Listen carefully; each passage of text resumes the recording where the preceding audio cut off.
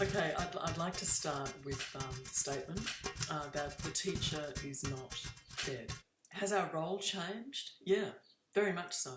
Okay, so given that we've been talking a lot about the use of new technologies and what is their role, specifically in music education, but you know we can talk about what is the role of technology in all education. So I'm going to start by talking a little bit about my own practice, and this is not my teaching practice, I'm talking about my own practice as a musician. In my lounge room, I permanently have an acoustic guitar sitting on the couch. Nylon string guitar sits there, looks at me, and because it's there all the time, I'm more likely to play it. So I do. And quite often I find I sit down to play with this instrument, and an idea comes to my head, and I'll start working that out through my fingers. I'll start playing that out. But then something quite frustrating occurs, and this is very, very common for me, and that is that I start to hear all the other things that should be going on at the same time. It might be melodies that are playing over the top and through and around what I'm playing, and it could be rhythmic ideas. But the thing is that I've only got one set of hands, and here I am with an acoustic instrument, so what am I to do? And I'll pick up another acoustic guitar with a pickup, and I'll plug that into my loop pedal.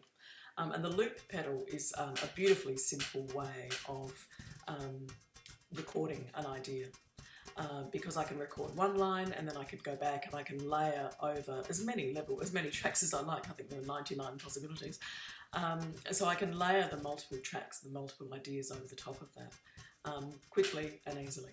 I can come back at any time I like, take the loop pedal and I can plug it into my computer, and I can drop that information that I've recorded using acoustic instruments into GarageBand.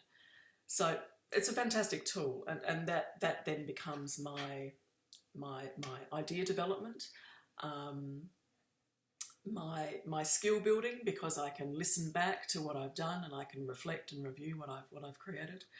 And then also, of course, it can be a tool for collaboration, and I can easily send them the digital file and via the internet, and they can respond and they can send that back to me.